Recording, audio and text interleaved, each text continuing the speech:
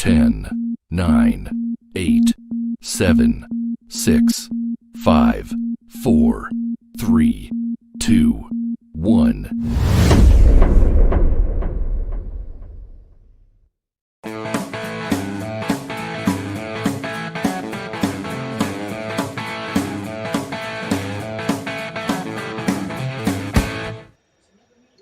Well, good morning, good afternoon, good evening, and good golly, Miss Molly. Welcome to another episode of It's Only Talk and Roll, the show that celebrates the incredible talent and timeless artistry of the music legends we love. Well, the music legends I love, and it's my show, and that's what counts. So screw the rest of you. Now, today we're going to talk about a man who I've loved dearly since I was a young lad watching Top of the Pops, a drummer so good that he incorporated the 1812 overture and the theme from 633 Squadron into his act. He played with the Jeff Beck group, with Rainbow, the Michael Schenker group, Gary Moore, Graham Bonnet, Brian May, Whitesnake, Emerson, Lake and Powell, because they didn't have to change the P, and Black Sabbath. So it's the wonderful, the very, and he had all hits in his own. This man was a star in the UK, hit singles for a drummer, not exactly normal. It's the wonderful Cozy Powell, and this week, of course, marks the sad, tragic early passing of Cozy 26 years ago. So I thought it was appropriate. Bloody hell. 26, mate, yeah. So typically we play a montage, and I couldn't, for technical reasons, attach it to my show intro. So we are going to play that montage for everyone now.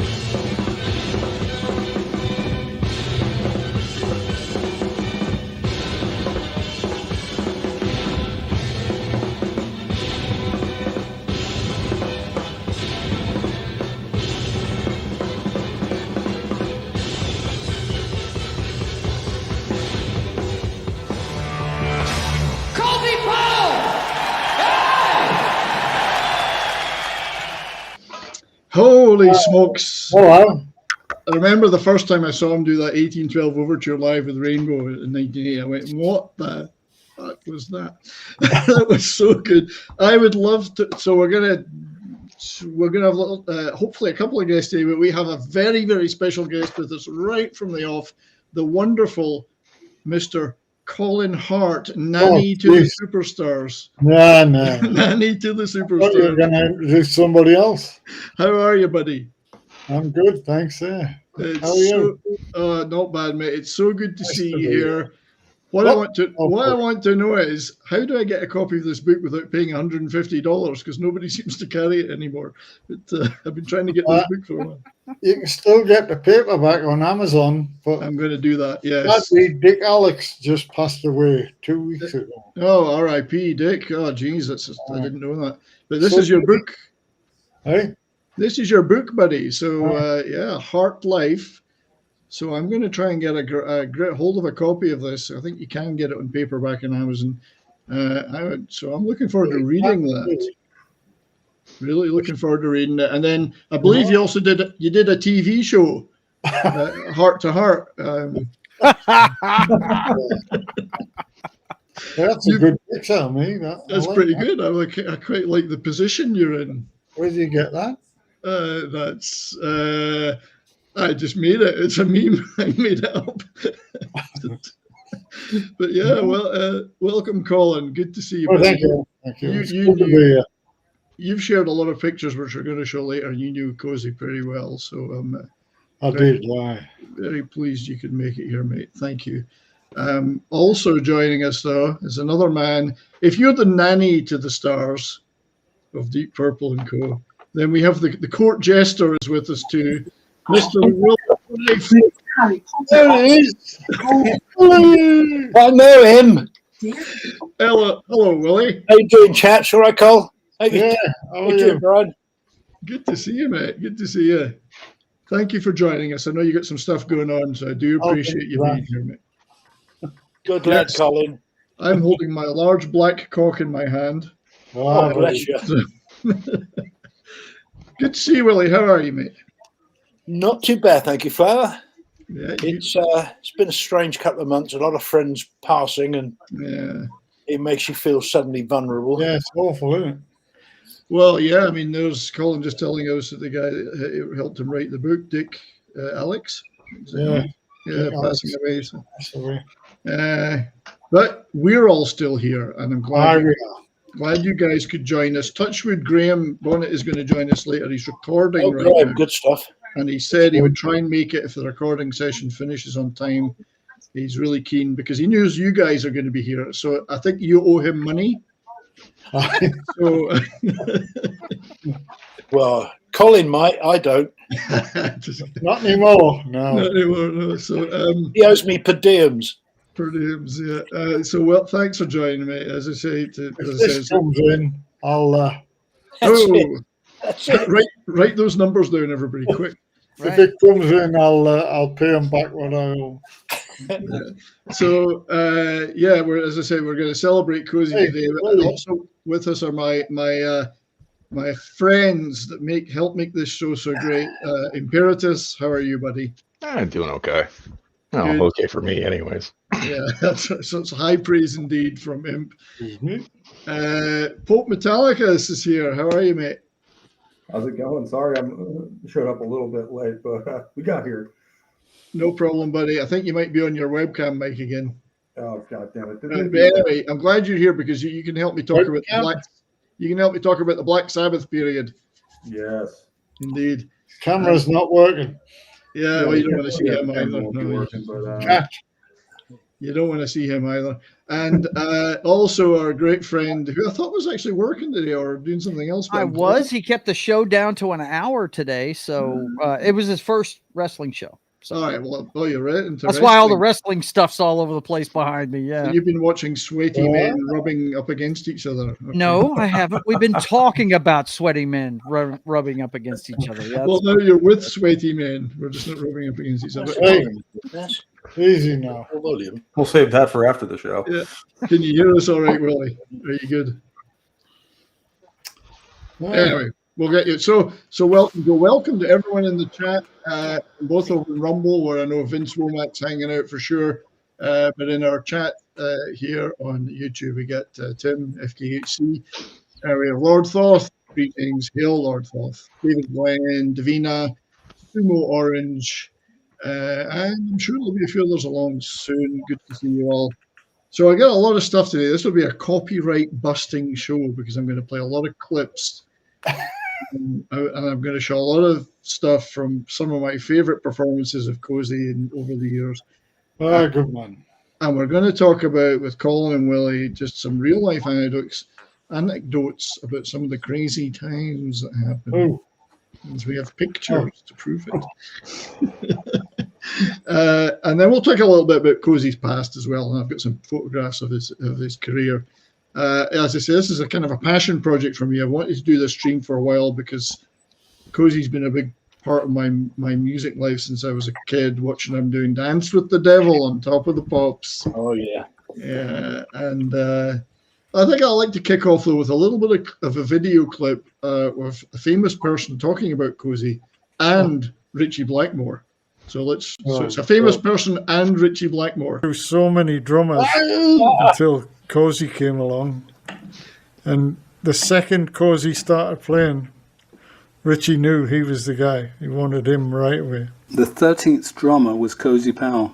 What I made the drummers do was play a shuffle for 15 minutes. That's bum ba ba ba bum ba ba, and they have to keep that up steady for 15 minutes, which you'll have a lot of stamina. And they couldn't do it. Most of the American drummers came in and played like Hotel California, that kind of stuff. And I was looking for some fire, you know. And then Cozy came in and he did it.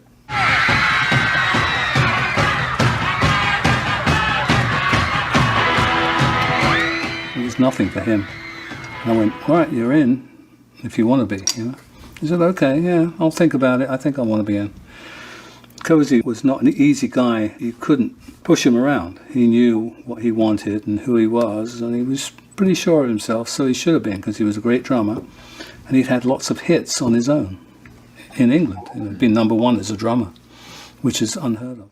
It's true. That is very unheard of for a drummer. But yeah, so I kind of we'll go back a little bit just to talk about Cozy's history before we get to the time that you guys spent with him. I'll get rid of that picture of well, I think we lost Colin. Yeah, he was so upset with that video. I was fixing to say you embarrassed him with that video clip, bro. But yeah, Cozy, like a lot of British guys, started out in bands in the 60s, and I've got a few pictures of those. But I mean, here's some pictures of him in his heyday, and there will be more clips too coming. One of the first guys to do the double bass drum thing seriously, you know, I mean, not the first, but one of the first adopters to really go for that. He did it well. He did very well. It was a hard thing to do well as well. Yeah, he had to relearn how to play because as he said, left foot's normally hitting that, keeping time. You know, and he was like, "How do you do this?" So, and he did it so well. It was so. He had those ones that were like 6 feet long. In the end, so how are they, Willie, to move those around? I mean, I gladly, I didn't have to move them around, but they probably, I don't think they've been too heavy. But they just probably cumbersome size. They're quite lengthy, as you say. Awkward, really, yeah. Awkward more than But what a sound! What a thunderous sound that he gained. And this is his big buddy John Bonham. Oh, Bonzo, yeah. Bonzo, who he big pals, big friends, and I think Bonzo was like his. He really looked. I mean, they were not different ages, but really looked up to him in terms of playing. And he said, when I heard him play, I changed my style completely and became a powerful, heavy drummer instead of just the normal, you know, from the 60s bands. So, but yeah, so Cozy was born, Colin Trevor Flukes was his name, really. Born 29th December 1947 in Cirencester, Gloucestershire. Yes. England. The West Country, I believe. Yes. Lovely part of the country. He has a plaque there now. Hopefully we'll get the chance to show that later. And they had a little ceremony for him. Here he is in his Black Sabbath days, actually, which is the leather look. The studs and leather look. Yep. But yeah, R.I.P. Cozy passed away this week in 1998, 26 years ago. God. Unfortunately, his love of fast cars proved to be a little... Really? Did him in? Wow. Unfortunately. Was he on a track or was he... No, he was on the way back home to see his girlfriend, and I think he was talking to her on the phone. Yeah. And, yeah. M4, the M4, yeah. Wow. It was a bad weather, and he'd maybe had a pint, but Yeah, but he used to race for my brother-in-law, Andrew, who's my wife's brother. He's actually a lawyer, but his main passion is cars, fast cars, Porsches. And he actually asked me one day, he said, do you know anybody in the music business, a good name? I want someone that can come and race for me, a name that can pull. I said, I've got just the guy for you. And of course, I put Cozy's name forward. Mm-hmm. And I spoke with Cozy and I said, you up for it? He went, shit, yeah, I love some of that. So I put him in touch, and he raced for him for a season. And of course, he loved it. But I think after a while, he had to let that by the way. He had albums to do and tours, so he had to let it go by. But yeah, he loved his cars, his fast cars. He loved it. Yeah, had oil running in his veins. Yeah. Oh yeah, yeah. It's quite the story that a guy would give up his music career just to become a professional driver, and he was like, yeah, I'm tired of this. I'm going to go off and do this other thing instead because I love it. I think it's just his passion for speed was just as much as music. I think so, yeah. It's a bit like Jeff Beck, God bless him. He if he couldn't play on, the only reason why he played on stage was so he had enough money so he could sit back and tinker with all his cars. He used to love it. These guys loved the metal, and I mean the cars and the bikes. Yeah. So this is this is his Ferrari. One of them. He had a red one too. This is, I think, it's kind of meant to be green, but it's. Oh, sorry, I can't see it. Sorry, this is meant to be green. Oh man. But as somebody said, when he turned up, maybe you were there. Or somebody, you look at you with your flash car. He said, well, that's what I spend my money on. I don't buy I don't spend it on other shit. I might not be making a ton of money, but I spend it on this. Yeah, quite the flash guy there. There's another one of his cars. Nice. Yeah, fast cars. Okay, mate.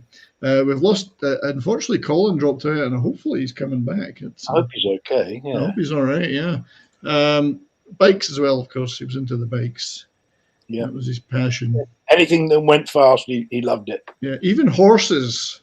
Yeah, well, that was a shame because he had a horse that actually fell on him at one stage, and he actually broke his pelvis. It landed on him, and he broke his pelvis. Well, and that was the black horse. Cozy.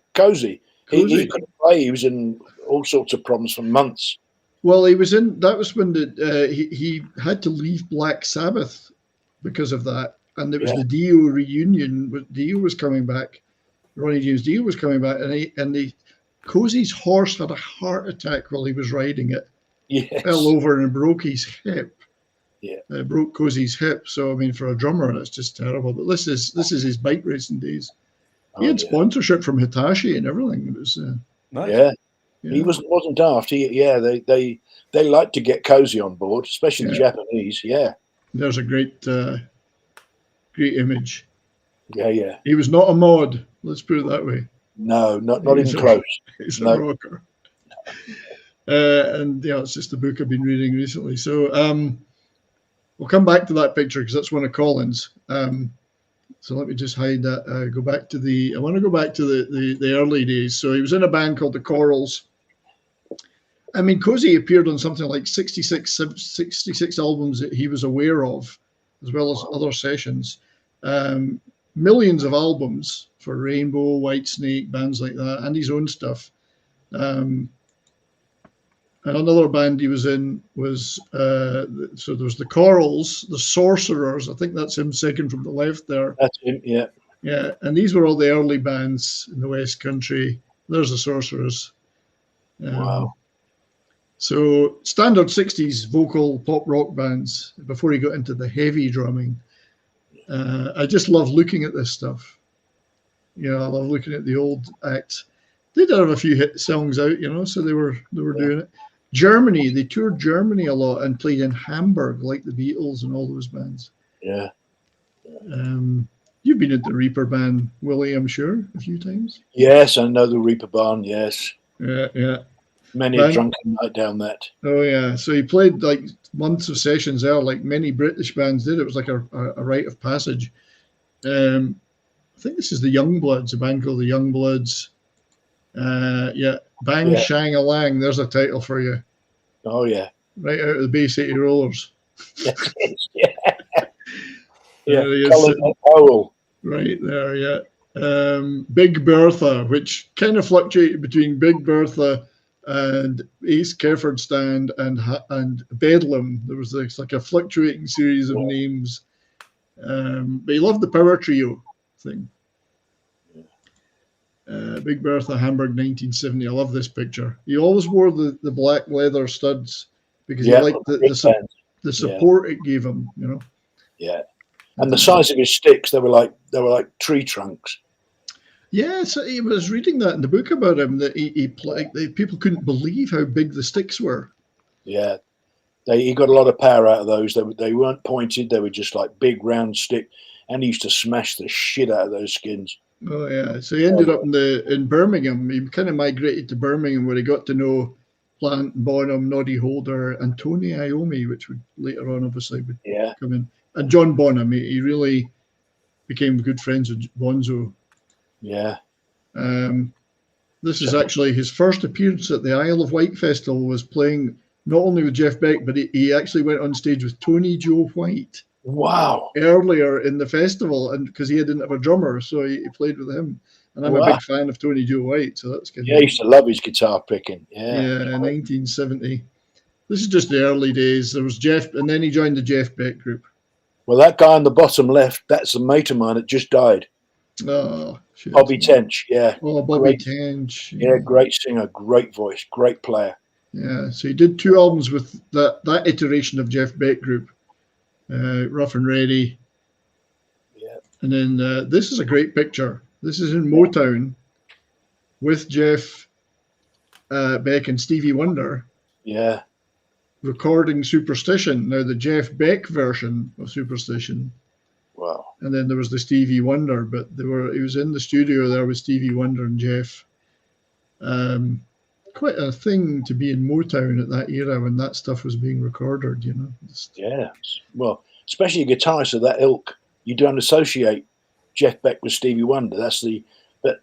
Or Cozy Powell, come to think of it, but that was the beauty of it then, wasn't it, really? That's right. These guys all mingled and all. I mean, Jeff Beck was an eclectic act anyway. It was rock and jazz, and so he got it. So he was a very powerful drummer, but he also could do a lot of technical stuff. Yeah, as well, which is why Jeff Beck picked him. And it's a shame that group disintegrated. Nobody still knows really why that version. I think it was probably commercial pressure. Great lineup. Clive Sharman, I think, and Max Middleton on keyboards. Yeah, great lineup. Max Middleton, of course, went on to work with Chris Rea. Was that Stevie Wonder I just saw in that picture? It was. So Stevie Wonder in Motown with Jeff Beck and Cozy Powell. Wow. Recording 2 versions of Superstition. I don't think they're on the Stevie Wonder single version, but they're on Jeff Beck group version. Yeah. So early career leading up to his solo stuff. And of course, after Jeff Beck group split, he started his own thing, and he worked for Rack Records with Mickey Most. Oh yeah, a lot of sessions, and just decided to do a couple of singles of his own. One of which, of course, became "Dance with the Devil," which was a minor hit in the US, but a huge hit in the UK. So I think we may want to play a little clip of him playing that. It's unusual seeing him smoke a cigarette. Yeah, he was into fitness. Yeah, he wasn't really a smoker, not when I knew. He worked out so he could get the power yeah. into the playing, you know. So let's. But yeah, I remember watching this and talking about going, that guy's a drummer, and it's, you know, drummers don't have hits.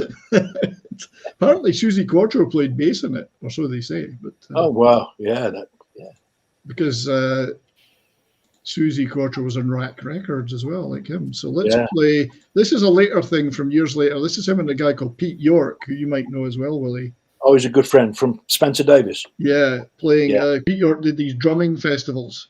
Yeah. So this is him and Cozy doing Dance with the Devil.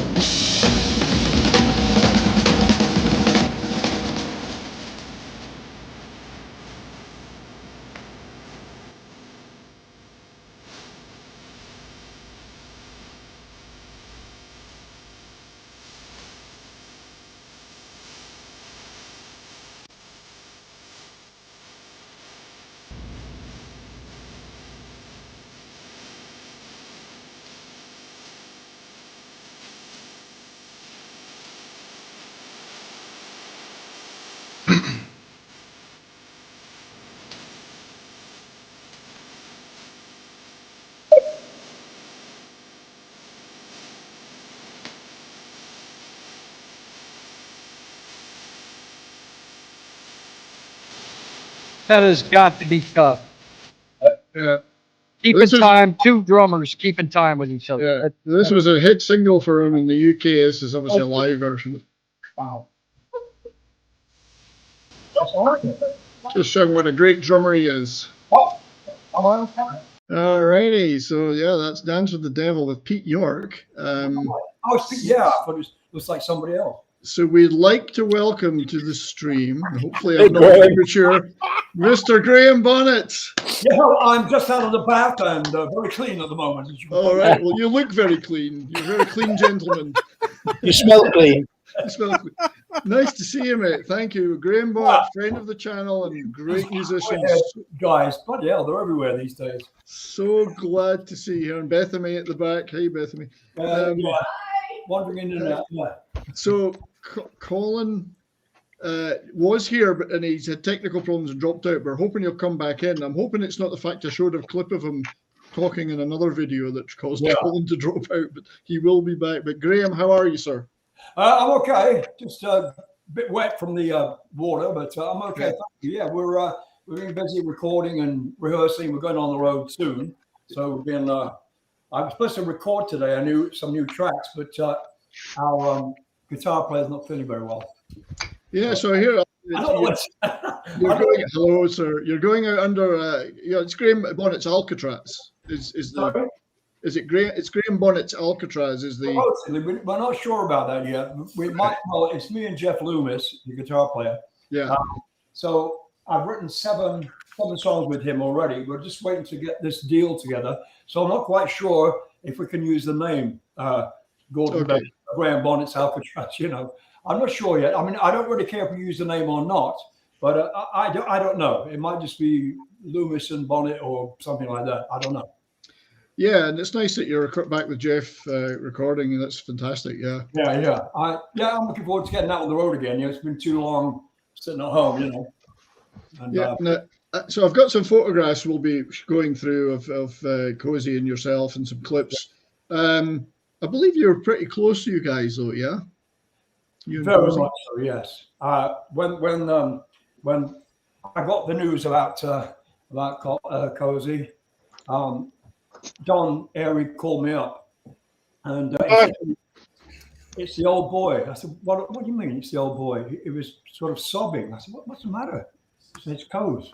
He says, Dad, did you what? And I just was in shock. I didn't know what to say. And he told me that he'd had an accident. I just couldn't breathe for a minute, And I've told this story a million times, but it just freaks me out when this happened. I walked out onto into the garden, and I looked up, and there were two rainbows coming down on the hillside. Oh, wow! And I said, "Is that you, Cozy?" I'm not really into that kind of sort of thing, but it was very odd. I had never seen two rainbows so close together, touching the hillside. Is that Colin? It's Colin. He's back. I completely lost all the internet and everything. So. Yeah, I was out of the bath, so everybody's fucking grey. What the hell? Anyway, but that happened, and when that did happen, it sent kind of a shiver down my spine, as they say, because it seemed like it almost was a message from him. But whether it was or not, I don't know. It's just you got to wonder, though, haven't you? I mean, a rainbow. You don't see rainbows every day. No, in the sky. That's incredible. Sounds like a spiritual moment to me, right there. Yeah. As I said, I'm not that kind of guy who believes in the supernatural or spiritual or whatever. I mean, this was just a very big coincidence. I think I told Colin about it. So I thanks for coming back, Colin. Graham, thanks for being here, and Willie too. I know you're all great friends with Cozy, so I'm so proud to have you on here to celebrate him with me. Sumo Orange has super chatted $5, and as this stream will never be monetized by YouTube for the amount of music I'm going to play, thank you for that, Sumo. Salute to Graham Bonnet. Been listening to Alcatraz a lot lately and loves Sign of the Cross and Don't Get Mad, Get Even with Girls School. All right. So to celebrate Sumo's super chat, I got a little clip here.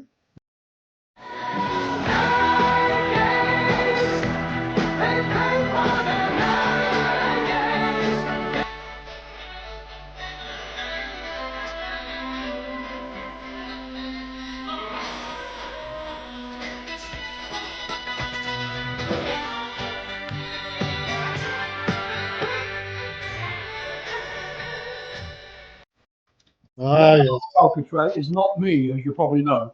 Oh, right. Okay. But yeah, sorry. But yeah, that's Night Games. Massive hit, of course, for you, Graham, with Cozy on the drums. Who's that? Yeah, that was Top of the Pops. Yes, Top of the Pops there. Yes. So, yeah. So I do have some images though of you guys. So just give me a second to call those up. Well, I'm actually going to go back and I'm going to start with, because I got images of all three of you with Cozy, and we'll talk about some of those hijinks perhaps. But some of these are from different eras, so bear with me. So obviously, Willie, this is you and Cozy on a boat in Munich. No, I think that's in Scandinavia somewhere. Is it? Yeah. Yeah, because that's Cozy and John Sykes there and me, and that's the back of ET, I think, Cole. So it must have been a Whitesnake thing. Yeah, looks like it. Yeah. Oh, sorry, I got the time period wrong because it's this one. That is ET for sure. Yeah, Tarek. Yeah. They're all looking very windswept and interesting there. Yeah. Yes, it is. Yes. A little closer. You had such great hair. Yeah, in those days we all had hair. Yeah. So here's a poster. I actually had this poster. This is Rainbow 1979 with Cozy, of course, and Graham. It's and Don Airy, who looks very young. I don't remember Don Airy looking that young. But yeah. Yeah, it's a great poster. Here's Graham and Cozy together. I don't know if you remember when any of these are taken, Graham. That was, I tell you what that is exactly. That's Donington. That's the last show me and he did together. Yeah. The band and... I've got one of them. I'll send it to you right now, Brian. Monsters of Rock, yeah? Yeah, it was. Can you see my Wellingtons? Oh, yeah. It was a bit muddy that a bit wet muddy. I've actually got a clip of that. So if you guys want to bear with me while I do some on-the-fly production. Check your email as well. Will do, mate. We'll just play a little clip of that gig, as much as I can get away with a YouTube blog. Man, so much talent on that stage right there. I'm a big fan of Rainbow, Graham. Look at this. I got Hold on, young man. Mm-hmm. Fucking hell. I remember that very well. I remember, I thought, oh, Christ, I'm running out of air. I'll talk the rest of it. Yeah, it was. You needed oxygen for that, I think. But yeah, I mean, in front of Cozy as well. That's a great position. A great. How loud was he behind you? Very. Very loud. He was. I always used to say to him, "What key were you in? Give me an E." Yeah. So here's that. There you go. This is what Colin. You know, the friendship between me and Colin and Don and Cozy, it was very close. You know, we were all very close, especially with our Colin there. You know, what a great guy he was and still is, I think. Aren't you, Colin?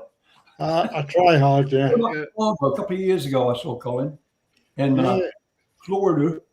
Yeah. Yeah, he's living the high life now in the sun. Whereas we're all, I've still got snow outside here in Canada. You're in Canada. I'm in Alberta. Great White North, yeah. I'm in Alberta, Graham. Yeah. The Great White North. It was sunny today, I have to say. Got up to about 12. Spring has sprung down here in Louisiana, man. I had to fight with the yard today. Yeah, so. But this is a great picture here from that Donington gig. I'm assuming, Colin. Yeah, that's you can see the Wellingtons there. Look, Wellies. Yeah. If it wasn't for your wellies, where would you be? What's that? If it wasn't for your wellies, where would you be? Yeah, very much. We thought the gig was going to be called off because your neck in shape. Yeah, yeah, but that's a great picture. Yeah, great picture. Is that Roger? Yeah, yeah. Right there, I think. Yeah. And see, Cozy's wiping his shoes on your jeans there, Graham. There's one member of the band missing. I wonder who that could be. Respect. Oh, yeah. Nowhere to be found. Great picture. Thanks for sending that through, Colin. He's probably on his way home when that was taken. But yeah, there's another one of this is with Michael Schenker. Yeah. although your time in the MSG was, you crossed over briefly, I believe. But yeah. That was a good time. But Cozy wasn't with the Michael Schenker band for very long. No, one tour really, wasn't it? Yeah. Still some great live footage we might play later. This is I took that. so taken by Colin. Took that one. Yeah, that's wasn't it? Wow. Is that in Memphis? No, it's in Japan. Oh, it's in Japan, right? International Arcade in Japan. Wow. Yeah. That's it. Yeah. Hail TZ Burton, who's joined in the chat. Good to see you, buddy. And then this this is a neat one too. I don't know if you can see that, Graham. I love that picture. Yeah, it's a do. Great picture there. Yeah. And then, of course, the wonderful album that you were both on, which I still deeply love to this day. Well, hell, I got the T-shirt. And that was, so there's the tour program. For the tour I saw, the first time I'd seen both of you, Graham and Cozy, on stage, and it was just awesome. Yeah. Yeah, the ticket. I've even still got that ticket. Stafford Bingley Hall. Cattle market by day and sweatbox by night. Great gig. So then you went on, Graham, to do lineup with them, which was a big hit, a big success. And they played on most of that, I think, didn't you? Yeah, it was nice. Cozy was on that, and John Lord and Don Airy and Uncle Tom Cobley and all. I mean, it's all my old friends. It was great to make that album. All your pals, it's great stuff. Mickey Moody, yeah. We're going to see more of Mickey later. We've got a couple of clips. This is the single, obviously. Now, forgive me, Graham, because I'm going to play another clip of Night Games, but it's a very different one. It's focusing on Cozy. So forgive me that your image is not in this one, but it's your music, of course. I just have to find the right. I'd swear if I were you. I gotta find the right clip. He can do it. Just have faith, folks. I gotta produce the show. Let's hope it's this one. If it isn't this one, I'll have to find the right one. No, it's not that one. Sorry. That's the one we've seen. There is a clip of isolated drum track of Cozy on it, and I wanted to show it just so we could see what he was doing. And I'm trying to find it. Yeah, they took solo shots of him for the video or something. Yeah, that's right. So I did have that clip. Oh, here it is. Yeah, drum camera. So we'll show just a little clip of that if you guys don't mind.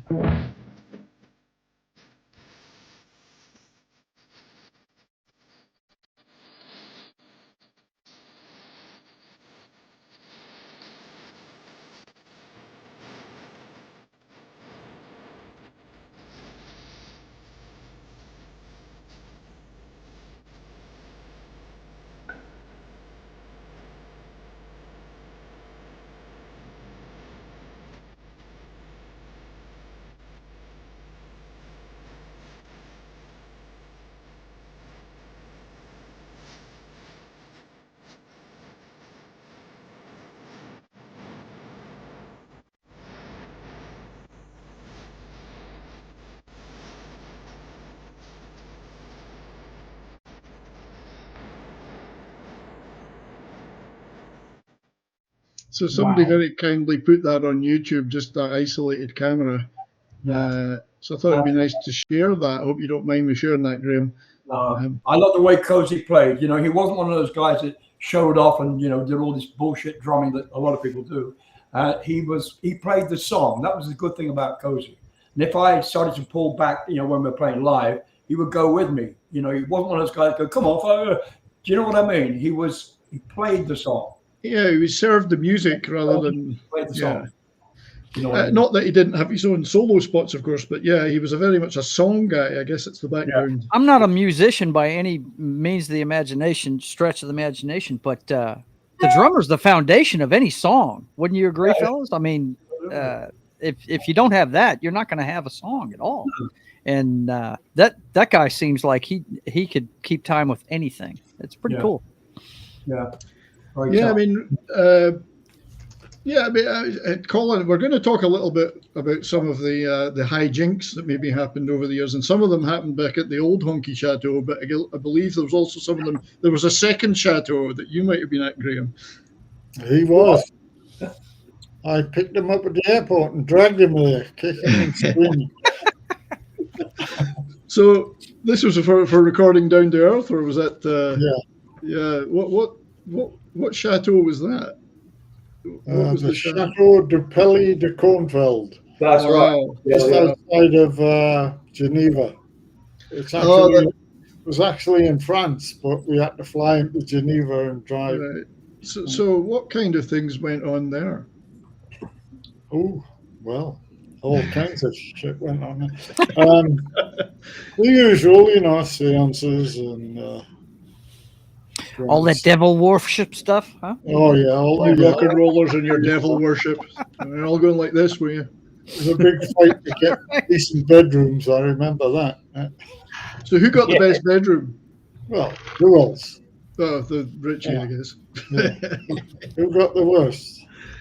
You got the worst. Well, Colin, I was in the attic. Remember? Bloody hell! I got the fucking chapel. Do you remember? Yeah. Oh yeah. Yeah. There was a chapel. You had to sleep in it. Yeah. It was a really, really spooky little room, that one, wasn't it? It was, yeah. Jeez. Anyway, good times. And then Mr. Blackmore, of course, he decided to put his speakers in one of the turrets and play it like 2 in the morning and woke up the entire village. Just broadcast. When you say turrets, you're talking about the top corner of the building? Is that what you're talking about? Yeah. Yeah. Yeah, that's fun. I mean, what is it about recording at places like that, though, you musicians that love? I mean, roadies probably hate it, but... Pain in the ass, but... How did you like it, Graham? I thought it was bloody horrible. The premise was you went there, you got nowhere to go, so all you had to do was play the music. But everybody got so fucking bored, everybody started drinking and just falling over dead. It was horrible. I didn't really do anything there until we came back to the States and started recording vocals in Syosset. Oh, okay. Coast.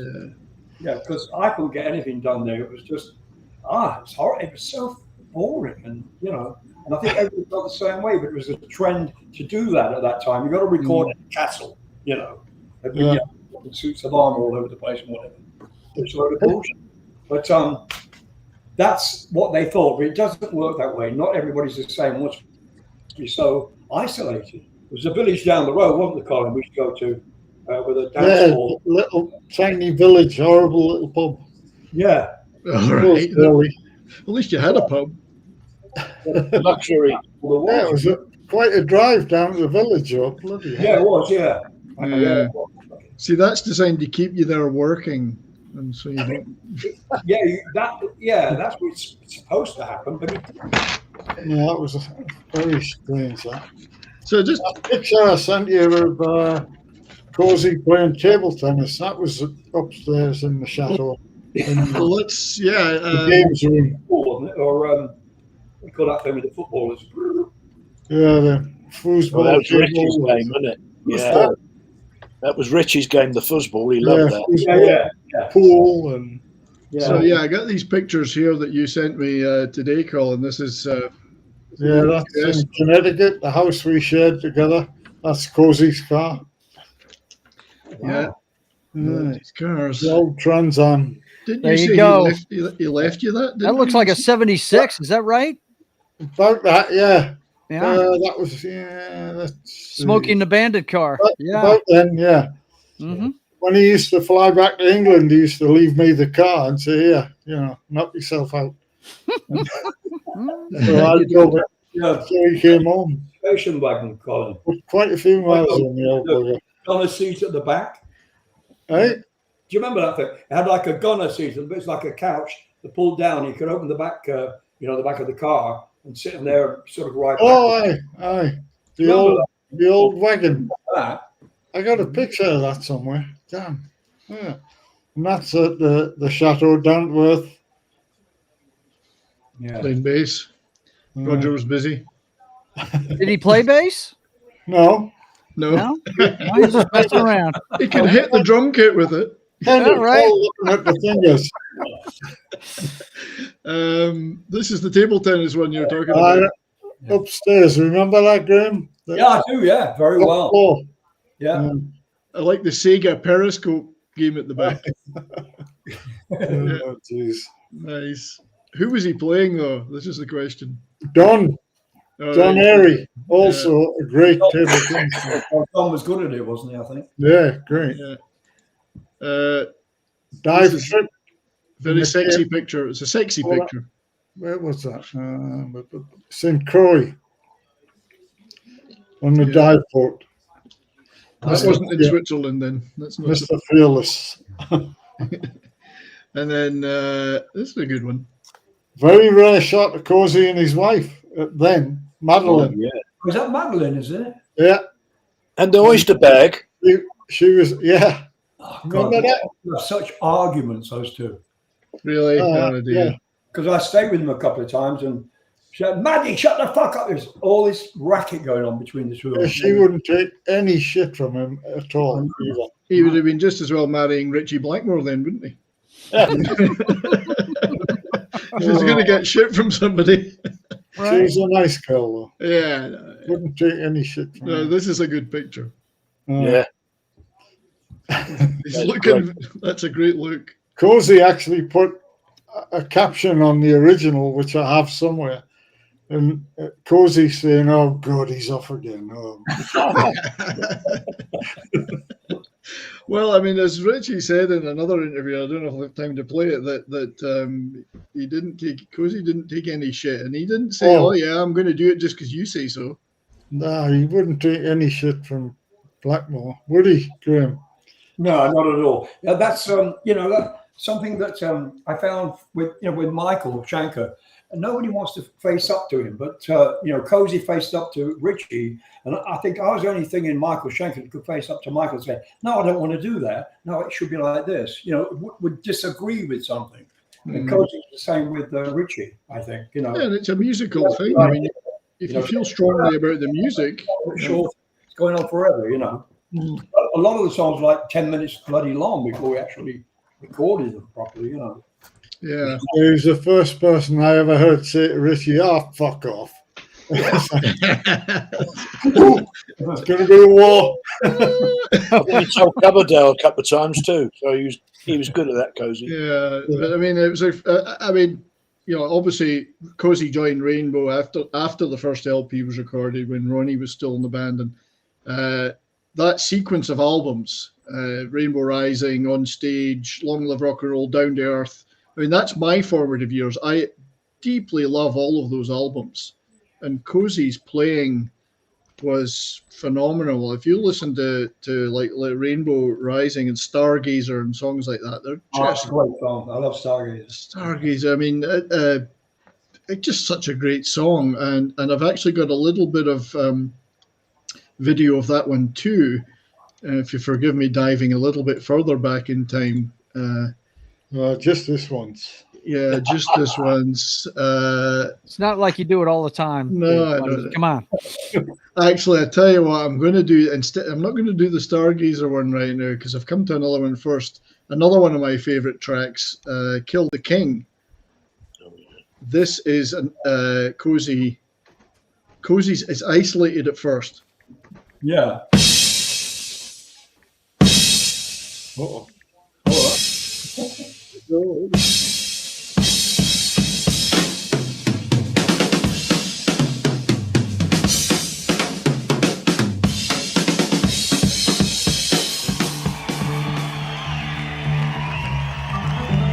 I mean, that's almost like speed metal, proto speed metal. Right. Really, with the really speed is. of the drawing, but precise too. And fabulous track. But yeah, I love hearing drummers isolated like that. Yeah, you can really, and then you in the studio, you guys, Willie, Colin, and Graham, you get to hear what they do all the time. often we hear the finished product only, and we don't hear that how good they can sound on their own. Musicians, Absolutely, yeah. yeah, lovely. You can always spot his playing, I think, from other drummers.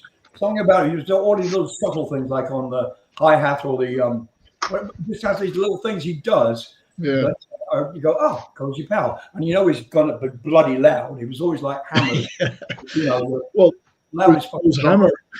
Cozy Powell's hammer, of course, was you know, his band when he was having his solo hits.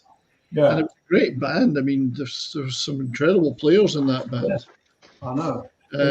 Mickey Moody was in it, I think. And a drummer with a single that's a hit single in the chart. You know, it's like, what the fuck is this? yeah, Very unusual. You know? yeah. I mean, you get stuff like this.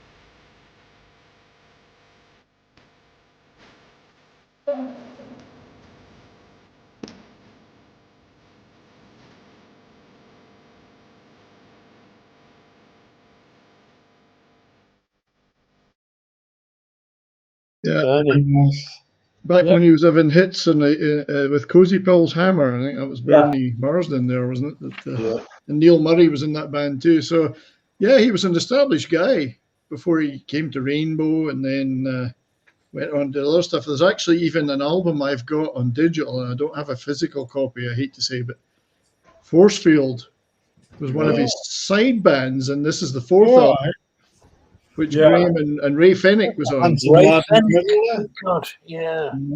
What do you remember? What do you remember about that one, Graham? It wasn't much fun making it, I'll be honest with you. No, it was pretty rough. All over the place, and I didn't like some of the songs, and but I did it because I wanted the money. Basically. Well, nothing wrong with that. It made me laugh about it and say, "Oh fuck it, don't worry about it, man." You know, but I didn't think the songs were that good. I mean, I'm being very honest.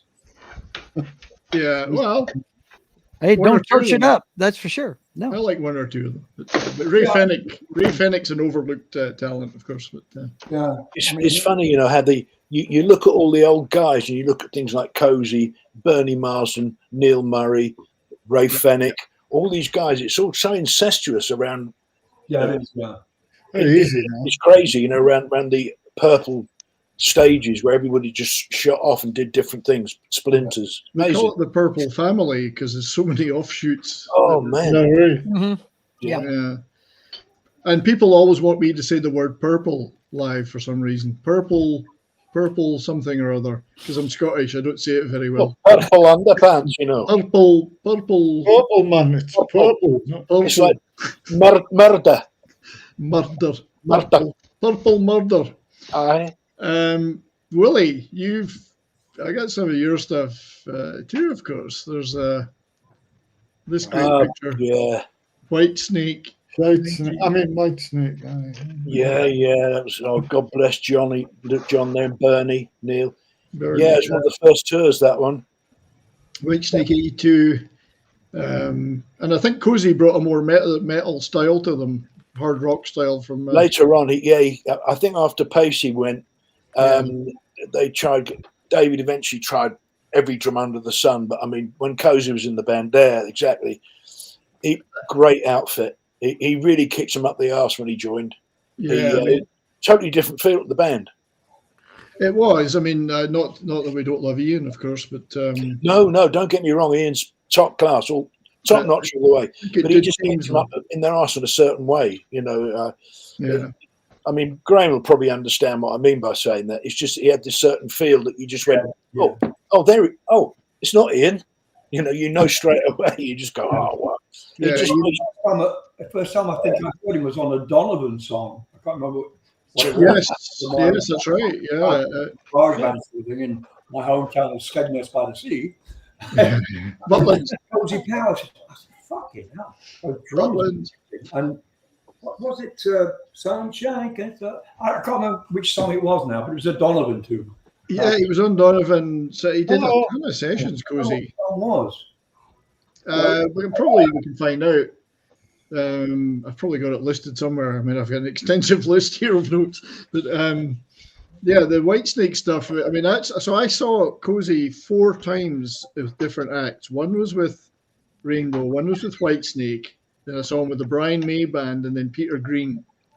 So I saw him with all 4 different acts. But Whitesnake, there's a good bit. I mean, when Mel Galley was there, I mean, as much as I love Bernie, I mean, Mel Galley was pretty good too. It's a pretty impressive setup they had. Yeah, it's a lovely guy, Mel. Really nice. I mean, you look at that now and you go, John's gone, Mel's gone, Cozy's gone. Yeah. You go, wow, man. Some class acts gone. Just It's morbid, isn't it? A bit. It is. well, you know, yeah, but it's the passage of time, fellas. I mean, yeah. You realize how old you are, and our mortality. It's like, what the fuck is next? Makes you realize, yeah. Well done, you know. And in a couple of years, I'll be 80. You know, so what the fuck is that? Whoa! I know what you mean, Graham. Okay. I know, Carl. You're younger than me, Colin, aren't you? What? You're younger than me, Colin. 77. Did you say you're going to be 18? Oh, no, I'm saying like I'm 76. No, you're going to be 18. Older than you, lad. 4 years. They're making us look like minor leaguers, Brian. I love it. In the show because I've got new implants. I can be the youngster. That's it. We're the youngsters for once. I'm 61 and I'm the youngster. I'm wearing a new car in my mouth. Yeah. Good boy. Yeah. Now, there's another chateau. Yeah. There's another chateau. Honky Chateau. The Honky Chateau. Graham, did you ever record there with anybody or the Honky Chateau? No, well, I was there. I didn't actually. Yeah. Well, we started to record stuff, me and Roger, but it wasn't comfortable, so we took it into a real studio, so to speak. Right. The mobile outside, you know, of the chateau. Right. And it's the other chateau. So this is one of these chateaus that was famous for bands doing stuff, and I think this was the earlier iteration of Rainbow. Yeah. Amongst others. Well, I mean, David Bowie and Elton John. This is Elton John's Honky Chateau. What's that? Yeah. And it look at it, the state of it. I mean, that's some pile. Oh, yeah. I didn't enjoy it at all. But bands go on. So it used to be a pool. Yeah, that was a pool. Yeah. Really? Oh. Yeah, even Jethro Tull did some stuff there. Oh, God, yeah. But the Honky Chateau. Yeah, the studio was up in the right building, and the residential part was the left building. So, Colin, I heard tales that there was a lot of practical. I mean, we heard some of the practical jokes earlier at later recordings, but that era, Cozy was a big practical joker, I believe. Oh, he was indeed. He used to do Tony Carey's room about every 3 days or so. His room was in the left building, second story. Cozy would scale the wall, climb in the window, completely remove all the furniture, lock the door again from the inside, climb out the window. Didn't he do that to you, but you knew it was him, so you caught him? Oh, everybody knew it was him, but you couldn't keep him out. You couldn't actually catch him at it, you know. It's like Raffles of the rock and roll business, wasn't it? They want. I think the other all the furniture, but it's all in the bloody bathroom. yeah, that's like that. That was a good one, man. But wasn't there something else about pulling the armor with strings so that people would get the shits put up them at night and stuff? Oh, God. Look, he actually, Cozy wanted to hook a car battery up to the door handle of his room. And we had to tell him, we had to say, Cozy, no, you're going to kill him. He's going, no, it's great. It'll be fun. Do it. Just go with it. Yeah. He was always climbing up ladders, wasn't he, and stuff, and breaking people's doors up. Oh, he did all so many things. And of course, the final straw was when Richie threw a spear at the door, like this giant bloody medieval spear, and he threw it at the door, and it hit the door, and of course, went through. He opened the door and sees this thing, and he goes, "That's it, I'm out." I think they were trying to get rid of Tony, though, weren't they? That was like it was, Richie trying. Yeah, it was. terrible way to go about it. It's not good. He took a lot of shit, didn't he? Took off in the middle of the night. He had the chef drive him to the airport. And I that don't was the blame end of it. him. Poor bugger. Don't blame him. But yeah, the furniture one's hilarious. Like, where's my furniture go? Yeah, in the hotels, Graham, right? You'd go to your room, open the door, and all that'd be in the room was a telephone in the middle of the floor. And usually they super glued that together so you couldn't up. You couldn't even buy. Where's my furniture? That's funny. Did an album with Whitesnake once up at Ridge Farm, and I'd gone out for the day with one of the lads in the crew. We were going over to Eric Clapton's place. Yeah. And when we came back after a long day's drinking, we pulled into Ridge Farm, and on the green in front was my bed, my wardrobe, my lamp, the whole of my room on the green. Lights on and everything. Jeez. So that was Moody and Marsden and all that lot that did that. Oh, right. I just went to bed and slept. There was no point in. You went to sleep in the bed in the garden. In the green. Yeah. Mm-hmm. We did that. David Rosenthal up in Canada. There's about 2 feet of snow. We set his whole bedroom up in the snow outside while he was in the studio recording. Oh, jeez. Perfect. The lamps, the phone, everything. Just this is the kind of shit we used to do in the military to each other. So I'm sorry, it's the same thing. We sit there and look back at the guys that have gone, and you sit there and go, doesn't make any sense. How come we're still there? How many times have you said, you go, just get into bed. It's in the garden, 6 foot of snow. Hey, Well, because it's healthy for you outdoors. Healthy breathing. Yeah. Yeah, Cozy, but he seems like such a nice guy, Cozy. I mean, like a really nice guy. He was fantastic. He was having fun. He wasn't doing it to be mean. Colin will tell you, as long as he had his cornflakes and his quaaludes, he was a happy bunny. Happy man. He needed the ludes to calm himself down. Don't we all? Oh, he was unbelievable. He did seem like a gentleman, a really nice guy. Like he was making, he did jokes, but it was for fun. Whereas others like Richie might have been more vicious with it. But it was great fun. So I've got a couple of really nice clips of him, and you guys might not have seen. You may have seen this at the time. He was on TGI Friday. Remember that show? Yeah. I just want to find this clip because it's kind of neat. I gotta find it here. Just give me a few seconds, guys. My apologies for taking some time. We'll look at the cat while you're doing that. Yeah. Oh, here it is. Yeah. Right. So this is a really nice clip of him on. It's Chris Evans, wasn't it? TGI Friday. I don't know. Everybody. Oh yeah. Thank you so much. Oh, yeah. Now, Cozy, you did say your name was Phil Collins, but I said if your name was Phil Collins, you wouldn't be allowed in this building. That's what I said. That's what you said, and I'm here, though. Okay, you are here. Now, how famous are you, Cozy? Well, I was famous about 10 minutes ago, but unfortunately we've left the pub, so here we are. Cozy. Yes, sir. What's your drumology? Go on, tell us the bands you've been in. I started in the 60s, played with Jeff Beck in the 60s, and then went on to Dance with the Devil in the 70s, Rainbow, Whitesnake, ERP, Sabbath. Goes on and on, doesn't it? Yeah. Boring, really. He's the greatest living drummer on planet Earth today, Cozy Powell. So what do you think about the tiny drum kit and famous drummer? Can you do it? It's a little bit large, to be honest. I've never played a kit of this size. I may have to struggle a bit tonight. Okay, well, let's see what he can do. Cozy Powell on the tiny drum kit. Here we go. I'm very much looking forward to this. Come on. This is great. Oh, look at the size of this kit. I mean, it's tiny. Still knocks the hell out of it.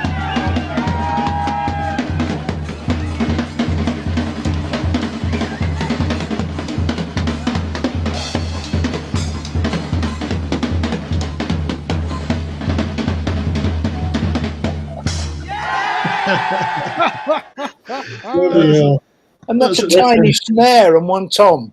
Tiny, yeah. He almost knocks the snare over though, it's like he's trying hard to keep it in place. There was a program we had in England called Tiswas, which originally, Graham remembers, I'm sure you remember too, and it was it's a kids program basically Saturday mornings, and there was this chick on it called Sally James, and she was everybody's like Cozy fancied the shit out of her, and he was on that program more than any album he's been on. He was on there any time he could to get on that. Just to be near Sally. Just to be nearly trying to pull Sally James. Oh, he was I don't unbelievable. know. Yeah, I've seen there are some clips on YouTube. He was there. I mean, he was there with guys like Robert Plant sometimes and whatever. It was a kids' show, and there was all these rock stars would turn. I loved it. They all loved the program. It was great. Graham might have been on it. I don't know. Like Tiz was. Probably. Yeah, probably. Yeah. Green sign. Yeah. So I do like that clip though. It's funny. He also did another one. I have the clip of it, but it's quite long. I might leave it till the end of the show where he was on Record Breakers. Yes. So, Roy Castle. And he broke the record for playing 400 drums. Oh, I think yeah. it was. I remember that. Yeah. Your drums. It's That video's on YouTube. It was Roy Castle, wasn't it? Yeah, That's Roy right. Castle and Record Breakers, a great show. I do have that clip. It's quite long. Right. I think so. So he goes around every drum in a minute and he plays 400 different drums. And it's like a sprint, but it's really neat. So he did a lot of TV in those days. He was just such a lovely guy. I was hoping you were going to show a clip of Graham singing "Will You Still Love Me Tomorrow?" Oh, I wish I had that clip. I would play Live it. one from Donington. We could get Graham just to sing it now. No, that- Yeah, I was going to say. Well, you would only do it. Tomorrow. Yeah, throw money and he might do it. Throw the money. video is brilliant and it's on YouTube. I've seen it. Yeah, it's Fantastic. Oh, the video we made. Yeah. Yeah, the end of the Donington where Richie started playing it and you just joined in. Yeah, I wrote And that. it turned out absolutely amazing. Yeah, I've seen it. Remember it? Yeah, I remember that very well because I remember the started playing the lead. I just watched that a couple of weeks ago. Here we go. Well, Uh-oh. Oh, hello. Oh, he's got it. a bit. I gotta turn it down a bit. There's nothing coming through. I was fixing to say, I can't hear it. Oh, that's I don't have it on this. Sorry, I've got the volume off. Hello. I got the volume off on that browser. I'd have to. Look who popped on. Who's popped on? I wanted to see it. Yeah. That's Amy. Video. Hello. Oh, hey, Bethany. Hi, sorry. I'm busy looking for this video. What's up? Just give me a second and we will see if we can find it. Here it is. You might hear it this time. No. No? That's the right. That's the right place. Can you hear it? Yeah, something. No. Barely. Yeah, well, I'm turning it down because it's so loud. Way in the background, yeah. I mean, way. Can't hear a thing. No. No, Okay, that's strange. that's a shame. That's it. I'm leaving. That's it. I'm out of here. We need a new producer for this show. Yeah, sound man. Need a sound man. No, it's on another show. Yeah. Hang on. Yeah. I'm just checking What are you checking? the volume. Volume's all up on everything. You can't hear nothing. No, nothing. Absolutely bugger all. You got a really pretty lady sitting with Graham, though, bro. Hang on. Well, Amy, hello. How about that? No, nothing. Nothing. Oh. Oh, there he is as well. I would. Oh, I'm getting some echo now.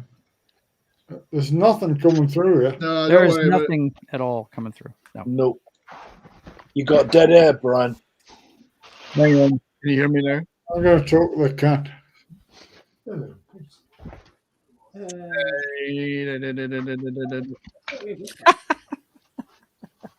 Okay. No. An echo. I got nothing. Yeah, we got nothing here. How about anything? Nothing. Nothing at Nothing. all. Hasn't been anything. I'm going to get another bottle of rum. We've got it here. I don't know. Can you hear anything? You got. Can anyone hear that? Yes. Yeah. Yeah, Miles. We hear your phone, young lady. I don't know Yes. if can anybody hear me? Yeah, we hear Yeah, we you can hear just you. fine, Brian. It's the video we don't hear Okay. anything of. I'm getting an echo though, so Yeah. I messed up my sound trying to play that. Man, It's the best, that track. Just give me a second. Graham sings it. you said to me, Colin, you've got to work with this professional guy I know, you said. It's Brian English, people. I don't ever. He's from Scotland. What can I tell you? Exactly. It's all gone Pete Tong. Poor Willie. It's tits up here. Hello. I don't know what I've done. I'm getting an echo, which is making it difficult for me. Oh, what?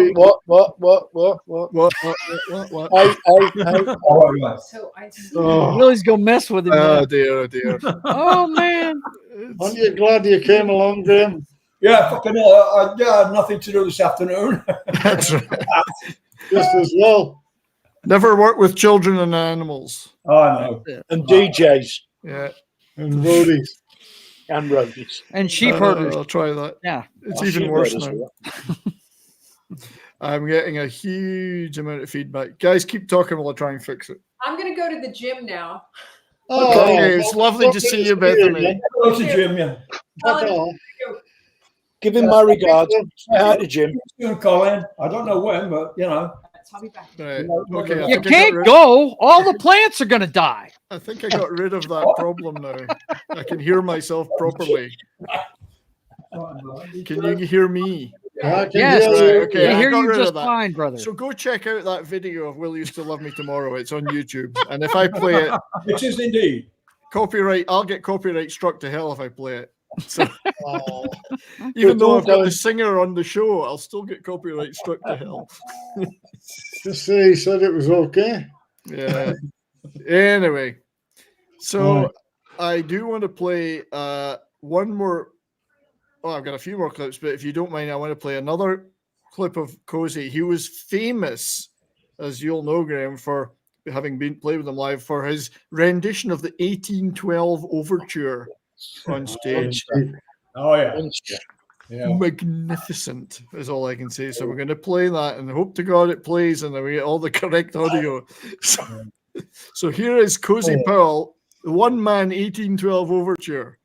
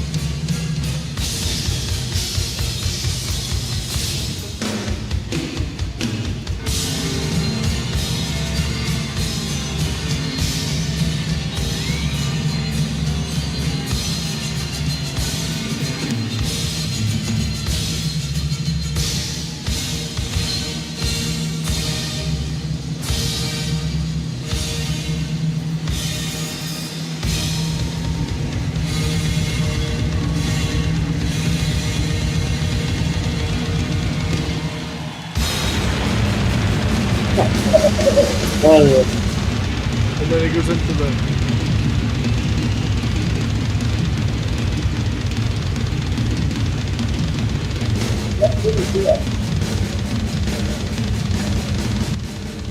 yeah, it's just incredible live when you see this. Yeah.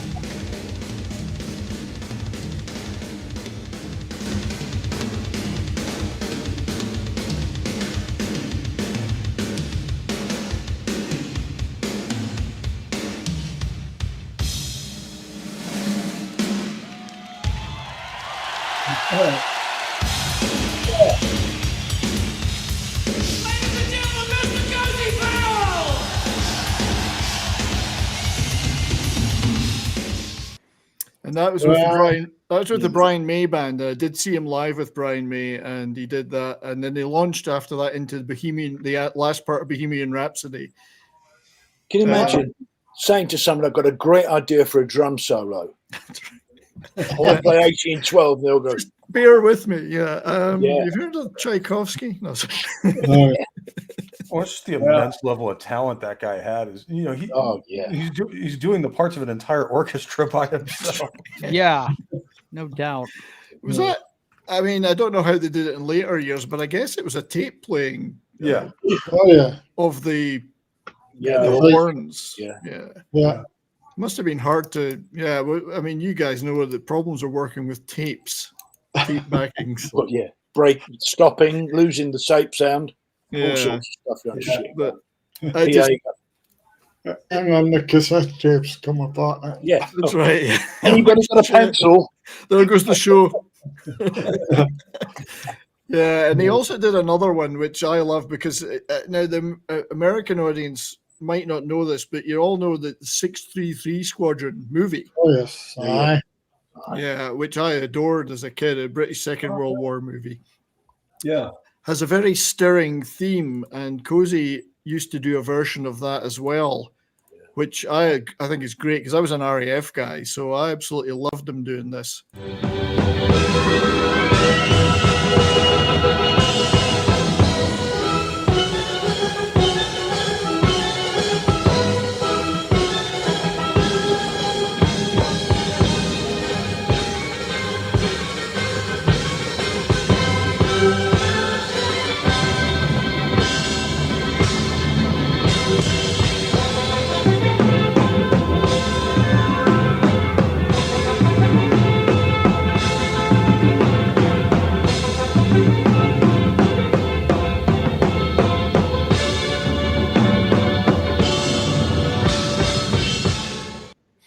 Yeah, I absolutely love that. It's a movie not a lot of people over here know, but hell, we were all brought up in it. Yeah. Was that Brian May as well? That might have been from Brian May as well, yeah, because I don't think he did that in earlier years. Didn't do it with Rainbow, that's for sure. No, I think he added that later. He was just a force of nature. I mean, for me, he was like, of the drummers of that era, the big drummers, I mean, the guys had a big sound. Obviously, Bonham was one of Cozy's pals and influenced him, but you had Bev Bevan of ELO was another big sounding drummer. I think Cozy was the other one. I mean, there's lots of great drummers, but that big sound that he had. Yeah, I wouldn't have put Bev Bevan in that league. Well, Bev had a pretty big sound when you saw ELO live back in the day. He was a fairly big sounding drummer. Yeah, a lot of that's probably got to do with the PA, but I don't think he's anything like Cozy. No. Maybe he's a lot shorter. I don't know. He's a lot tight. He's a lot tighter. A lot tighter. Wouldn't buy a round. Well round, Bev. Yeah. So, but what a just such a great musician. Miss him, and it's sadly missed. Raised with Hammer. Nah, great single. Yeah. And then getting into the earlier Rainbow era with Ronnie. He looks happy there, doesn't he? He does. Yeah, like, what the fuck have I got myself into? Yeah. But a very influential band. I mean, in all respects, Rainbow. Just and they're certainly one of, as you know, they're one of my favorites. Oh, great band. Great rock and roll. And then he had his own albums, Over the Top. Yeah. Which is pretty sure that's a great shot, actually. That is so Cozy right there. Yeah. Because he was into the bikes and the cars. Octopus, which is another great cover. Octopushy. Octopushy. And then Octopushy. And then the Whitesnake era, which was a great lineup as well. Yeah. Slide It In, the ultimate album for innuendo. Come on. Right down to the band's name, right? Yeah. Good Lord. White Knob. And then with John Sykes later. And then there was Emerson, Lake and Powell. Yeah, never got that one. So it was good because they didn't have to change the P. Yeah. Yeah, it's a lot cheaper in the promotional materials. Keep the P. Yeah, that's right. Yeah. And then Whitesnake and Powell. Yeah, I do like that cover though. But an era of this is a Young and Moody band, I think, isn't it? Ray Fennick again. That's Ray Fennick again. That's yeah. Ray Fennick again. Yeah. Cozy. I've actually got because we talked about force fields. Oh. Now, then there's the Sabbath era. So, an old friend of his, Tony Iommi, eventually, I guess Cozy wanted the gig. He joined Black Sabbath for a few years, and actually an overlooked period of Sabbath's career. Pope, you might agree with me, like Headless Cross. Oh, Headless Cross was a beautiful album. Eternal Idol as well. Just absolutely glorious period in the band's history. Yeah, I love the Tony Martin, Headless Cross, Cozy. But Cozy was such a powerful drummer, of course. He's a great addition into that lineup. And, you know, Tony Martin's a wicked underrated singer. Everybody kind of sleeps on him until they really dig into the deep stuff in Sabbath's career. Yeah. So I got a little bit of that too. If you guys don't mind indulging me, I'm just going to play a little bit of that era of Black Sabbath.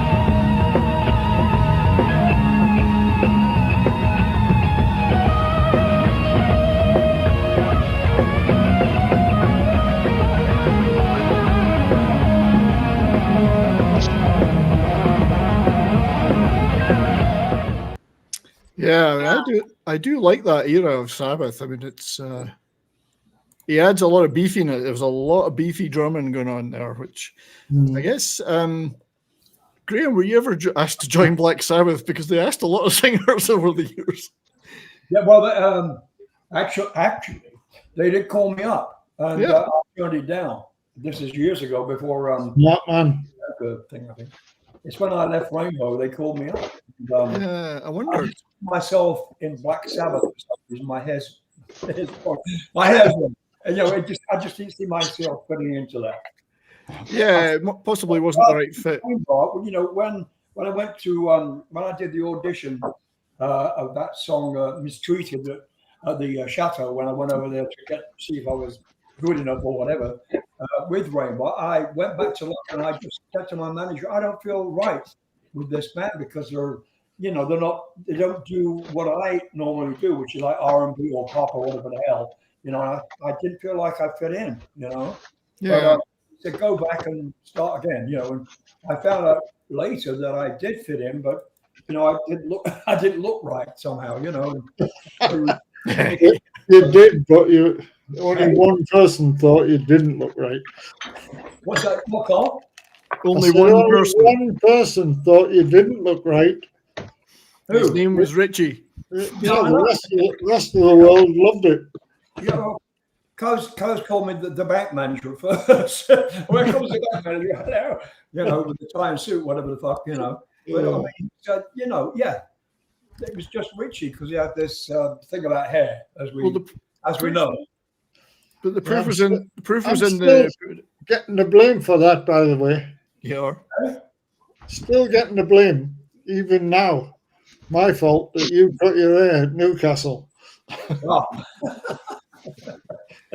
I think the proof was in the pudding, Graham. Everybody loved Down to Earth, so yeah. Yeah, it's funny, you know, poor Richie. We know all about the hair, Richie. I didn't get it, but you know, it's I did, but I didn't. As I said, when I did the audition and they said, you want to be, in the band sort of thing, I didn't think I was right. I just had a feeling that it wasn't right for me, but it certainly was, Oh God, yeah. I mean, I testify, having seen that lineup of Rainbow live with you singing, it was phenomenal, absolutely phenomenal. Just to interrupt briefly, my great buddy Mark D with the C, who's always welcome on the show. Mark, you have the link. $5 for Mark D with the C. Hail everyone! Since You've Been Gone is one of my all-time favorite songs, much better than the Kelly Clarkson version. And I have an image. I have an image for Mark because he's a big Jethro Tull fan. Mark, we've talked about the Honky Chateau. Jethro Tull, we're there. So look out for the guy standing on one leg. Yeah, that's right. Four-legged flautist. I do have to play a clip for Mark for being so kind as to super chat $5. So let's play something. Let's play another drummer, another of my favorite drummers.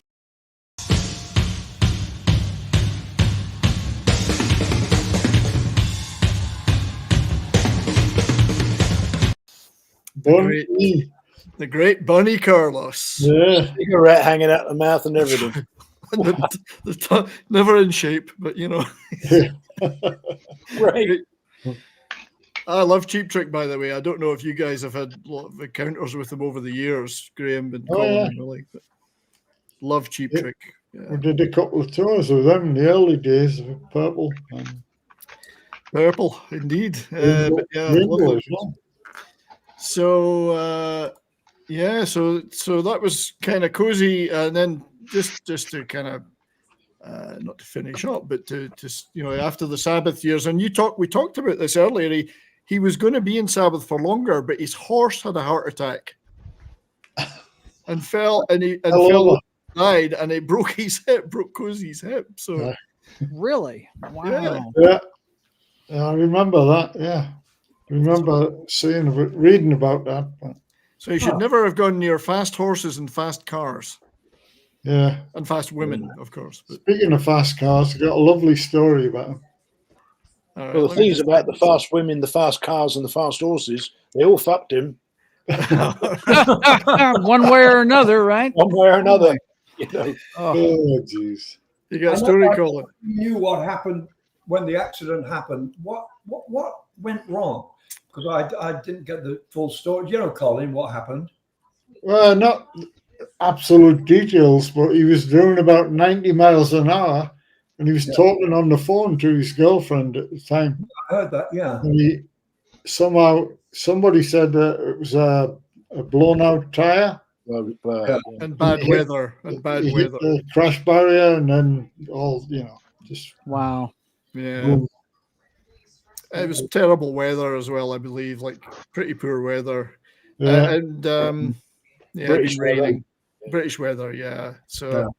And he was 50? He was only in his early 50s, like very early 50s, I think. Like young lad. Yeah. 47 he was born, and that was 1998. Yeah. Yeah. So if he'd had his birthday, he'd be 51. Yeah. Yeah. So sad. Yeah. I mean, Cozy.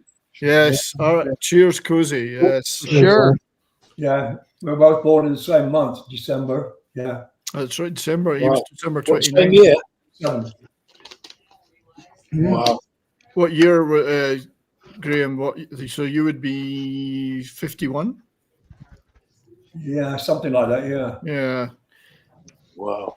So yeah, sad. I mean, and he was still working hard. I mean, he was with, as I was just saying, with the Brian May band for a few years, and played some great gigs with them, and recorded with Brian too on the Back to the Light album, and did the Brixton Academy live album, which is really good.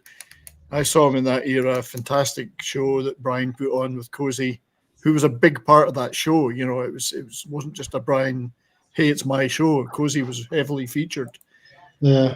And then he did some work with Peter Green, which was the last time I saw him. Bloody hell. Yeah. Peter Green Splinter Group. Wow. Wow. Which was this Spike Edney, Neil Murray trying to revitalize Peter's career a little bit after years of problems. There was a bit of a documentary about that. Yeah, there is. Yeah, I remember it's Peter Green coming back into the dressing room with Cozy or something. He didn't look like Peter Green to me. I thought, well, this is an imposter. That's not Peter Green, is it? That's right. Totally different. And he said to Cozy, he says, well, that went all right, didn't it? He says, no, it was fucking horrible. He was being very honest with him. Yeah. Very good with him. Sorry. You can rely on Cozy for that, honestly. Yeah. That's right, yeah. Very honest. So he did, yeah. I mean, it was tough because Peter Green, even when he tried to get back, was still a little bit not there. You know, it was yeah. But Spike Edney, I don't know, Spike Edney, Queen's sideman for keyboards and guitar on stage for many years, was part of that setup. Yeah. And then he also did an album, which I'm quite keen on, with Glenn Tipton and John Entwistle. Oh, Tipton, Entwistle, and Powell. It was actually a really good album because didn't even know that. and three of my favorite acts: Judas Priest, The Who, and obviously Cozy. So that was a neat album. Wow. No live gigs though. I don't know if Pope's heard that one. That album. Yeah, I have. That was absolutely special because, like you, I hear Glenn Tipton, I show up. That's right. Yeah. See, it's weird because you think about it and you go, that shouldn't work. But Cozy didn't have thought about that. He just went in and went, fancy doing this. Went and did it. You know, that was it.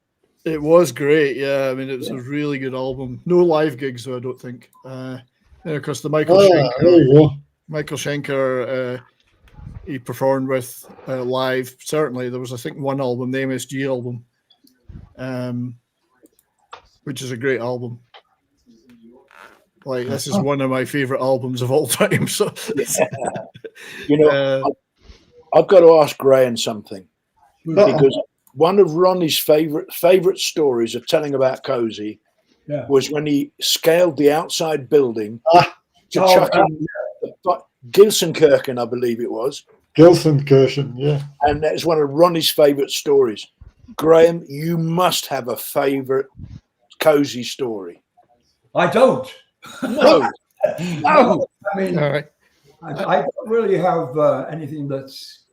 No, I can't think of anything that was really outstanding. I think he did all the great things. The going up the building, blah blah blah. That one, that's a good one. But nothing happened like that while I was with the band. I don't think. No. But I knew it anyway. Just a Cozyism. You know, that's what he did. Have you got a favourite Colin Hart story then, Graham? No. I've got loads of those. Willie's got loads. No, I never. It's hard to think. Colin Hart story. One that you can tell on screen. Yeah. Eh? One that you can tell on YouTube. You see the halo here. Colin was probably the best fucking tour manager ever. I always thought, well, Bruce Payne, we didn't need Bruce Payne, we just needed Colin. I thought Willie was the best. Really? Willie was the best. I mean, I spoke to Colin years later and I said, when Colin said, I don't want anything to do with the business anymore, and I asked him if he wanted to be a manager or whatever, and he said, oh, no, fuck that. No, he didn't want to know. And I understand, Colin, you daft bugger. So, if I see this guy you're talking about, I'll tell him you said hello. Well, Colin Hart, tour manager, daft bugger. Bugger, very tall, etc., etc. But he was great head of hair. He held his hair. Yeah. And, Cozy. Cozy called you. What was it? HK, wasn't it? Oh, HK, yeah. Okay. Henry Kissinger. Henry Kissinger. That was you were the nanny. Henry Kissinger of the, rock and roll business. We'll sort that out, would you? Willie's stuck. Trouble with the manager of the hotel. You were described by in one of these videos I've watched, because you're on all the videos online, Colin, as the nanny of the Purple family. You were nanny, like, gotta look after these buggers. Babysitter, yeah, the babysitter. Willie, you're frozen up there. Yeah, Willie's frozen. Yeah, sorry about that. I'm freezing. You don't want a frozen Willie, trust me. In Canada. I had one once. So I got a special treat though, because Cozy performed, of course, with the Young and Moody band. Yeah. And here is I didn't know this had happened. I'd forgotten about this record. You remember the Nolans? Yeah. Yeah, yes. really cute little Irish girls that did all these pop hits. Oh, yeah. Here is the Nolans with Cozy Powell, the Young and Moody band, and Lemmy. Yeah, I saw Lemmy right away. Yeah. And they did a single. They had a hit single with the Nolans, and now I look at them; they're kind of cute. Aye. So Lemmy was at front and center in that one. And the Nolans, of course, were like the anti-metal of the time. Yeah. We actually have a clip of this. So this is a treat for all Lemmy fans and Cozy fans. And so let us play this Young and Moody with Cozy Powell, Lemmy, and the Nolans. Bloody hell. Somebody, and it's no mystery. Don't go telling me it's all a game. Don't do that to me. Don't do that. Don't do that to me. You can't do that. You can't do that.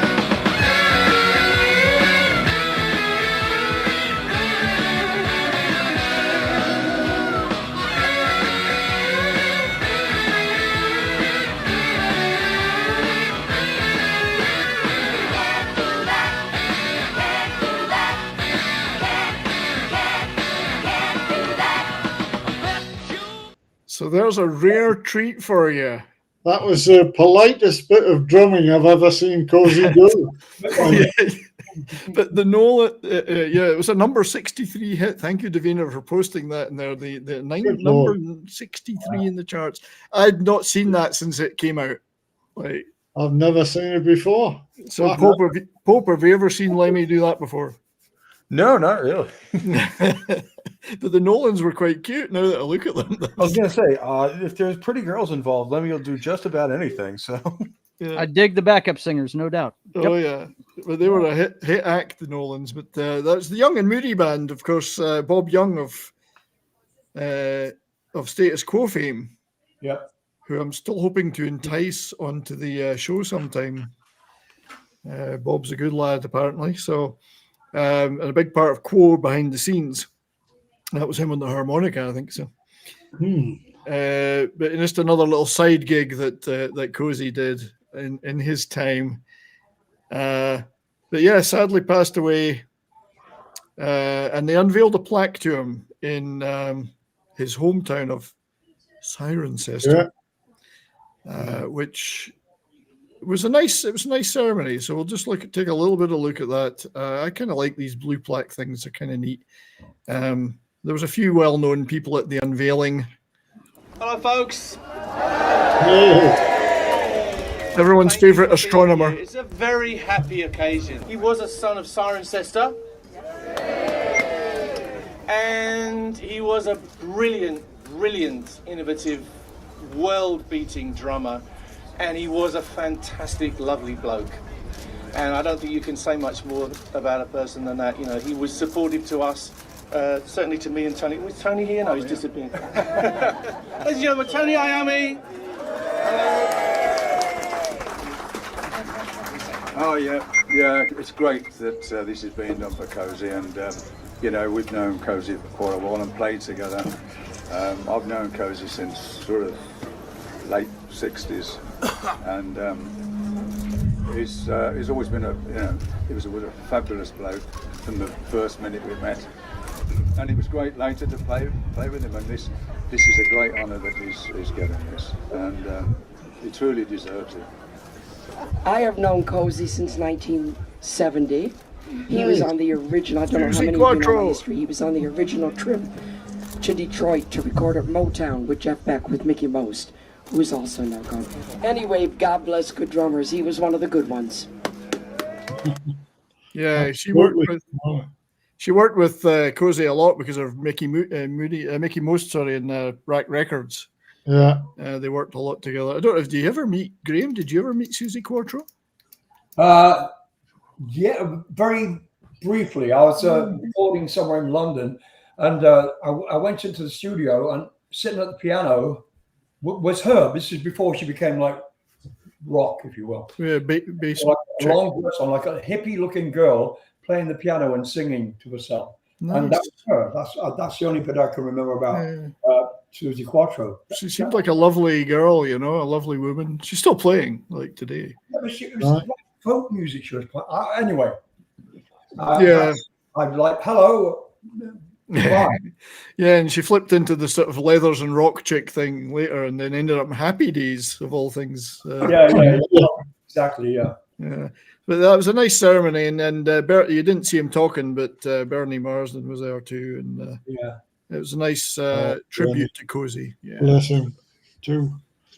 Indeed. People that are not with us anymore. It's horrible. It really is. Really is. But yeah. So, wonderful drummer. Was a big part of my musical life with his solo stuff. Ours too. And the bands he played in. You guys too. You knew him very well. I'm so glad that and thankful that you were able to join me today to do this little tribute to him. Appreciate it very much, guys. I do want to play another little clip.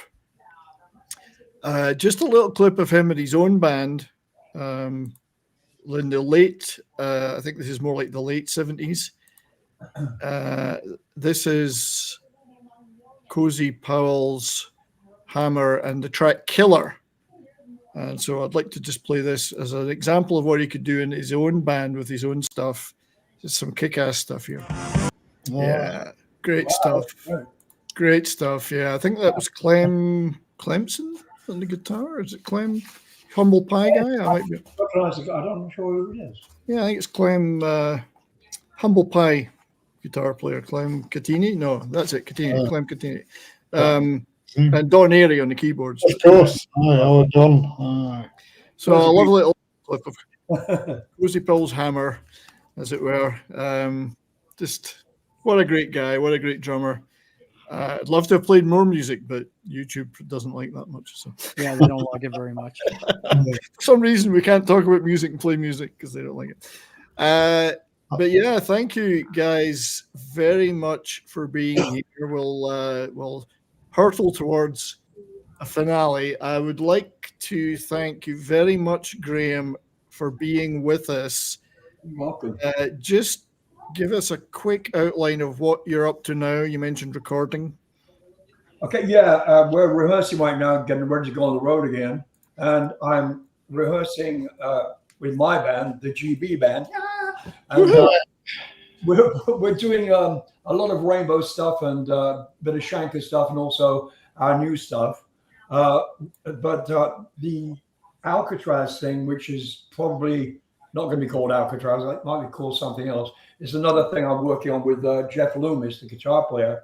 And we're going through like a court battle right now with the old guys from so-called Alcatraz. It's pathetic what they're doing. I know. Terrible. They killed Alcatraz forever. I don't even want to be, related to that band anymore, but they're just destroying what was my band. And they've sort of said, well, we can go out as Alcatraz because it's not your band. But if it was, it's your band, yeah.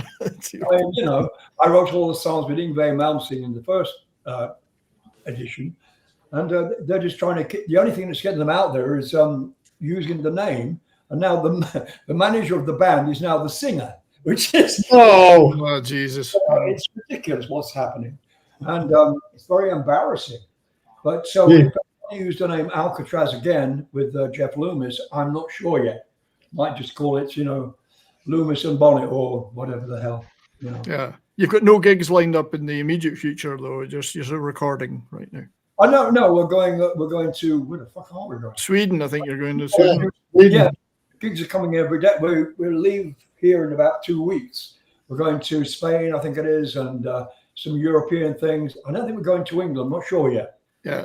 Well, for everybody out there, check out Graham's Facebook because it's a great place to keep up, and also Twitter as well. Yeah, because Bethany, my dear Bethany, she's now looking after all the business because we fired our manager, and who is now the singer in Alcatraz. Oh God! Right. Wow. Oh, Jesus! Wait for the movie.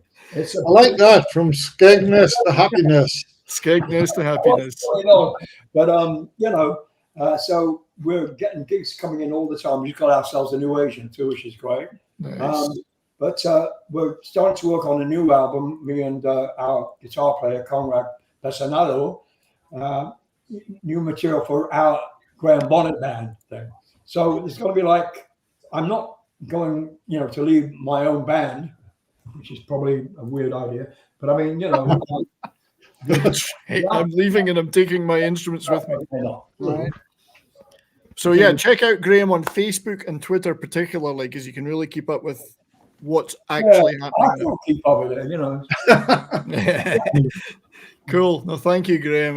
Good with these latest. Lovely to see you, Graham. Yeah, Colin. I will see you soon. Yeah, Absolutely. Really do want to catch up with you live, Graham, sometime. So. Thank you very much. I'm going to watch Will You Still Love Me tomorrow when we get off. I will always love you tomorrow, Colin. I'll love you today as well. I love you, man. You know I do. You too. I really do. Yeah. And, cheers. Thanks for this, Brian. No, thank you, Colin, for being here and sharing all your stories. And thank you, Willie. I know he's had technical issues and had to drop. What is it with you guys and technical issues? You're road managers. You should fix that shit. That's my Wi-Fi. It just all went off. Everything went off. Oh, geez. Well, thanks for being here. It's always a pleasure to have you on the show, and you're a great friend of the channel. I really appreciate it, brother. What are you up to, Colin? There's Willie. Willie. Is he out? He said so. Oh yeah. He couldn't get back on. I thought he would come back on because apparently Graham owes him $10. $10 is $10. $10 is $10. Yeah. So what are you up to, Colin? Anything going on, or are you just enjoying the quiet life? No, I'm just playing golf every Wednesday and staying out of trouble. Cool. No, it's a pleasure to have you on. Finish my dental work. I've got a couple of new implants here. Yeah, I've got the same bloody thing going on, Colin. Oh, geez. Great, isn't it? Yeah, but dental implants are supposed to last forever. They fucking don't. Well, I hope these do, because that costs a new car right here. Yeah, I know. No bloody kid. I'm with you. I know exactly what you're saying. You know that things are bad when the bits that have been added to your body are wearing out. There's all kinds of bits wearing out on me right now. No, cheers, Colin, buddy. Thanks for being here. You're always welcome. We'll do more shows in the future, Welcome. I'm sure. Yeah. Graham, thank you. I'd like to thank my. See you in a bit, Colin. Right. Don't have to leave right now, guys, but you can leave. Obviously, you're free to go anytime you like. You guys are the stars. I thought you were wrapping this up. I am, but I got to say goodbye to everybody else. But you guys are free to go anytime you want because you're. Oh, hang on, I'll say goodbye as well. You're the special guests. Bye then. All right. Good to see you, Graham. Love you, Muller. Love you, man. Thank you, Graham Bonnet, the wonderful Graham Bonnet, for being here. Appreciate that very much. Lad. He's a lovely guy. Yeah, from skegness to happiness. Yeah. Pope, when I saw that. Pope, my friend, thank you for being here. Sorry you didn't get too much input. No, how do you feel about Cozy Powell? Wrap that up for us. I mean, what can you say? The man is absolutely one of the greatest talents in the genre, pretty much ever. Super influential on just about every band he was ever in. And, richly deserves to be remembered, right up there with some of the best drummers there's ever been. Yeah, and for me, just to expand on that, when I go back to think of Rainbow Rising as an album, that's a hugely influential album in the sort of early metal genre. Oh yeah, because it changed away from the blues influence to a more modern metal style. Speed, a lot of shredding, a lot of classical influences, shed the blues stuff in a sense. So that album, and he was a huge part of that. Oh yeah, his drum fills have really helped stand that album out, and like especially the intro for Stargazer is just going to be iconic to the end of time. Yeah. You can't even before the freaking guitar comes in, you will know that Stargazer forever. Exactly. Yeah. It's brilliant. And that was in the opening montage, a little clip of him just showing people how he did it. It was neat. So, but thanks for being here, buddy. Appreciate it very much. You get anything going on you want to plug? As soon as I finish editing it, we will have a video up on Rumble of me and our intrepid host here covering a review of the new Saxon record.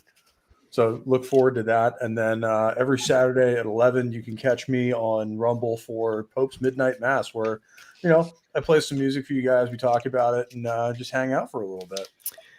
Cool. Yes, and that Saxon video was a lot of fun to make. So everybody check that out. I think Colin, you look like Biff out of Saxon. You look like the singer. You look like the singer of Saxon. I do. You do, yeah. It's weird. Maybe you're the same guy. You're the same guy. We never see them both in the same place. You never see them together. So Joe, my friend, thank you for being here. What you up to, buddy? Oh man, it's all about you when I'm on your channel. You guys can go check out my schedule. It's always up on Joe's Atmospheres page. And thanks for having me, man. I got well educated on Mr. Powell today. Yeah, go check him out. And I didn't even know that there was an Emerson, Lake, and Powell. I knew about Emerson, Lake, and Palmer. I didn't know about Powell. One tour, I think. Wow. I did have a clip of them playing Fanfare for the Common Man, but it's a very fuzzy. I can't see it very well. But yeah, I got educated. Yeah, he definitely played with some bands, Whitesnake and Rainbow in particular, that I dig. So yeah. Definitely cool. Well, thanks for being here, mate. Glad you enjoyed it. For and sure. our great friend Imperatus, obviously Cozy wasn't in the Swedish death metal rate. No, but as like I've said with a lot of things, I can definitely recognize the man's talent. Mm-hmm. He's an amazing drummer, and from what both Colin and Willie and Graham all said, he was a stand-up guy too. Oh, fantastic! Yeah, and it kind of warms my icy heart knowing that there are some people out there that no matter how famous they get or how popular they get, they're still the same person that they were when they started. Right. Yeah. And it sounds like he was one of those guys. He definitely was. Yeah. A man that could give up music to go motor racing for a while. An incredible thing. Nothing wrong with having multiple dreams. Yeah. Right? So he was a pretty grounded guy in many ways. Yeah. And that's hard to do when you're two talents are like, do I want to be in a rock band for a living or do I want to race cars? Yeah, exactly. Yeah. Or do I want to try do both? But, and also considering he was surrounded by some of the biggest egos in the rock and roll scene of the time. That didn't rub off on him at all, evidently. So, exactly. He was able to face them down, Colin, I believe. He wasn't impressed by other people's egos. Not at all, no. I just got a message from Willie. He said, say goodbye to everybody. Thanks, Willie, for being here, brother. Appreciate it. Thank you to everyone in the chat, both on Rumble and here on YouTube, and here on Rumble, and both Davina, Lord Thoth, Mark was in for a while, Sumo Orange, Kiro Simple, Dustin, good to see you, Dustin. Joe's Atmosphere, he was in the chat too. Sumo Orange, I'm always in the chat. TC Burton, Tim FKHC was here. Forgive me, anybody, if I miss anyone. David Glenn. Thanks for all being supporters of this show and being in the chat. And if I missed anyone, forgive me, but appreciate you all. Time for one more quick clip, and then we'll say adieu at the end. Well, we won't. We'll say goodbye now, but I'm going to go out with a clip. So once again, thanks everyone for being on the show, for being in the chat. Take care, everybody. And here's one more for from the Brian May era of Cozy Powell.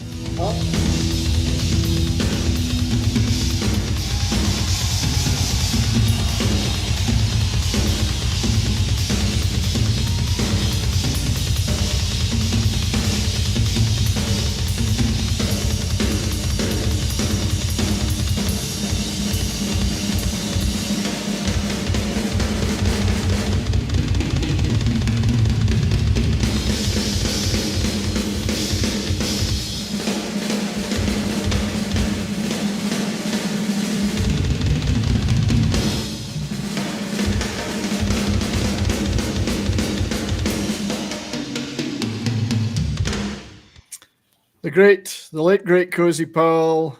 Aye. Thank you, everybody. Take care. Good night, and keep on rocking.